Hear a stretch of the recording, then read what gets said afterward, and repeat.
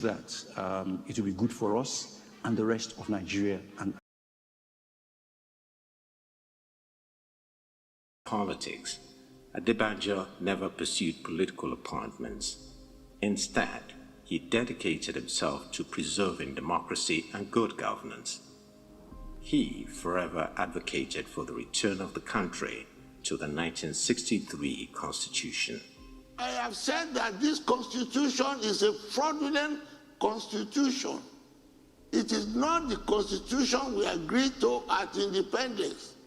It is not the Constitution Saudana Oshogoto, Dr. Inamza Zikwe, and Shifobafe Maolo, Balewa, Bono Ijike, the founding fathers of this country agreed to at independence. That is my contention. And I said, this present constitution was imposed on us in 1966. People are talking of revenue aggregation, and that is resource control. We have cleared that in 1954. State police is there. These are all the components of a federal constitution, which we agreed to in Lancaster House in 1954. When we went out that crisis caused by the action book minister being withdrawn from the central government, then Lord Shadows, the Secretary of State for the Colonies, was the judgment come up. So he invited all the political leaders to London. Before then, she found out an advocate that you can't job Google this multivarious, multi-regional, multi-ethnic, multi-cultural under a unit form of government. That was where they agreed on federal system. It was after that conference, people should go back to history, that the position of a premier was inserted in that constitution that made each region at that time autonomous. Absolutely. This is why I have to say, Chief Adebanjo, why it is, I mean, absolutely brilliant to talk to somebody like yourself, because you are a repository of the history of this country. You were there when those decisions were made. Nobody can ever take that away from you. He continued to champion these ideals through Afenifere, a socio-political group established when political parties were banned. He was also a key figure in the National Democratic Coalition, NADECO, which emerged in response to the annulment of the June 12, 1993 elections. Through NADECO, Adebanjo and other democracy advocates pressured the military government to restore democratic rule in Nigeria. NADECO days, it was in the forefront of the struggle to democratize Nigeria. Apa Ayo Adebanjo was hunted down. He surrendered his freedom, ready to die in the midst of the struggle. That is about patriotism. The enduring democracy that we appear to be having could not even have been possible without those days, the NADECO struggles. They stood firm, even against military dictatorship, at the risk of their lives. A very great man, a choice Nigerian, a man that is absolutely forthright and will say it as it is. I am one of those who fought for independence.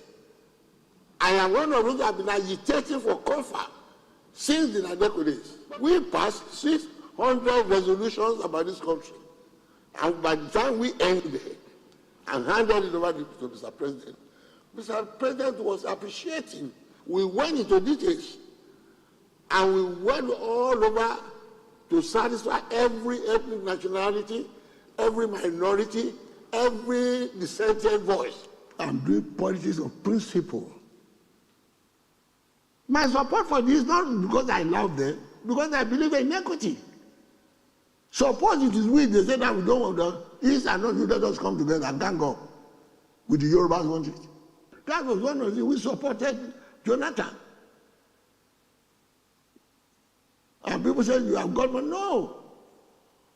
You can't be sincere and honest to have a federation in a peaceful manner and do the situation of exclusion of a particular tribe, strong tribe for that matter.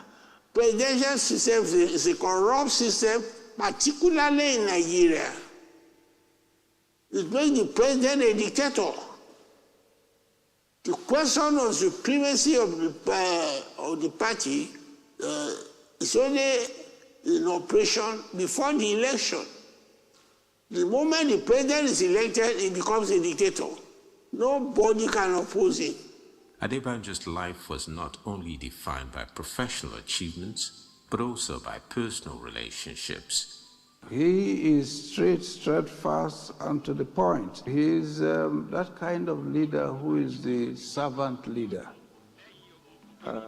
which every community craves to have. Adebanjo navigated the complexities of political life while maintaining a nurturing family environment. His wife was his unwavering support system. Their partnership built on friendship, mutual respect, and enduring love. His commitment to family and community was also reflected in his faith, as he actively participated in church matters and upheld the values of integrity and honesty. Samuel Ayo Adebanjo's legacy is one of courage, integrity, and unshakable passion for Nigeria. His contributions to the political sphere continue to inspire future generations, reminding them of the importance of standing firm for justice and challenging the status quo. Even in his later years, he remained a vocal advocate for better governance, driven by deep love for his people and his country. His life is a testament to the power of dedication and the profound impact one individual can have on the world.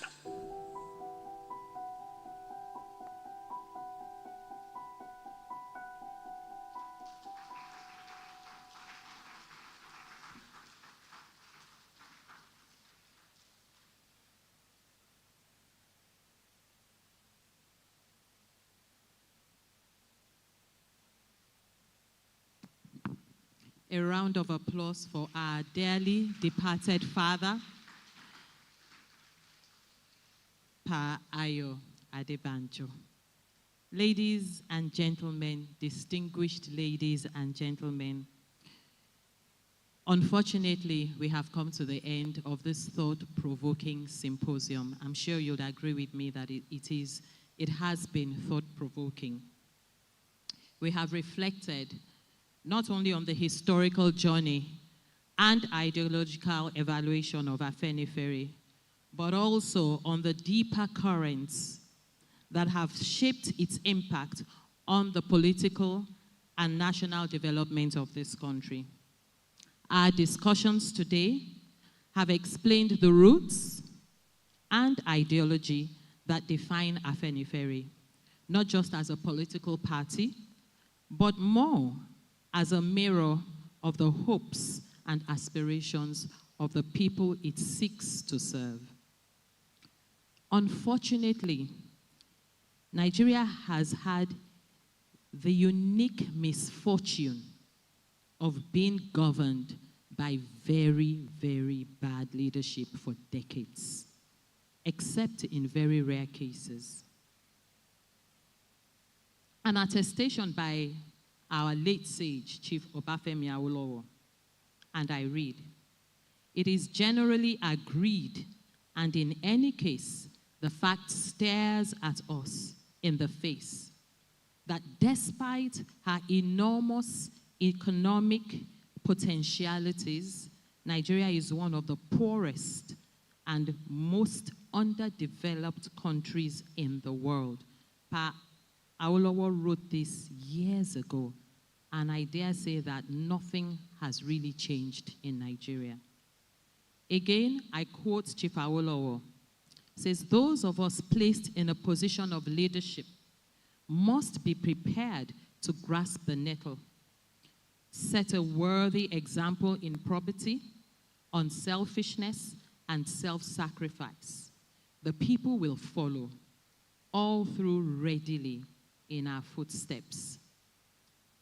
Everybody has said it here today, that it is time to build the Nigeria of our dreams.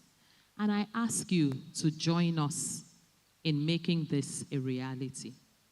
From the lowest to the topmost echelons of the society. Join us and let us bequeath a better Nigeria to the younger generation and to generations unborn. This is the first in its series of symposia that Afenifere will be organizing. Following symposia, we'll deal with our cardinal points as follows: education and human capital development, rural and infrastructure development, economic diversification, and in addition, the Constitution and the issue of restructuring. I would want us to leave here not just with notes and knowledge, but with a renewed curiosity and drive to understanding the political history of Nigeria with clarity. We would like to thank our distinguished keynote speaker, Chief Asemota. Thank you very much, sir. And all our other speakers, my leaders in Afenifere. We wish you all a very pleasant afternoon. Thank you for spending the time with us. We know we've overshot our time. Thank you very much for your patience. God bless you all, and God bless the Federal Republic of Nigeria. My name is Adenike Olujembola.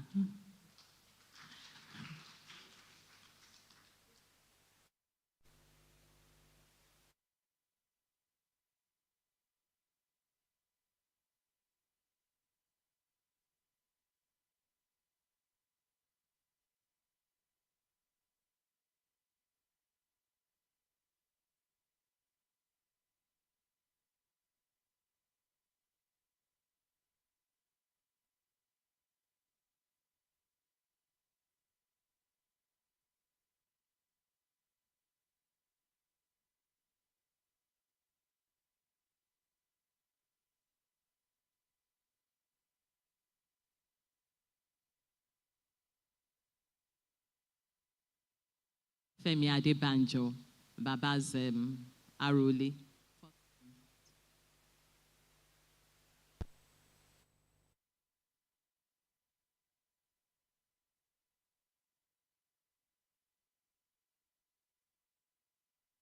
Protocols. I would just like to say what a wonderful, wonderful, wonderful exposition of what Afenifere stood for has been shown tonight. And Sir Baba himself, looking down, will be so proud of how he has been absolutely vindicated in his life for the sacrifices he made. So on behalf of us, the siblings, first and foremost to the officiating high table of Afenifere, led by, of course, dear Kabiyesi Olaitan, he's over there, Mr. Shiposhonibare, Balogun, himself, Oshutokun, and many others, Adenike, Mr. Shola Ebiseni. We would like to most sincerely express our most sincere gratitude, and we're truly humbled for your absolute wonderful exposition of the work of our father today. And may this symposium go on from strength to strength in years to come. And we hope you will join us for the rest of the ceremonies we're having for his night of tribute on the 30th, and the wake and the funeral in Isonya Ogbo. So on behalf of the rest of the family and the children, thank you also wonderful to the fantastic representatives of the socio-cultural groups. Ohaneze Indigbo, we're truly, truly, truly grateful for your staunch support and vindication of what our father stood for. The Middle Belt Forum, not to forget, the PANDEF, of course, we're still mourning Pa Clark. We're very grateful for all your support to humbly support this wonderful man that we're marking his birthday today. We say, happy birthday, Dad. I hope you like what we're doing for you. Many, many happy posthumous returns. And I wish you all wonderful best wishes, I would say, in all your endeavors in life. Thank you for your support on behalf of the children. Thank you. God bless you. Thank you. We started with prayer.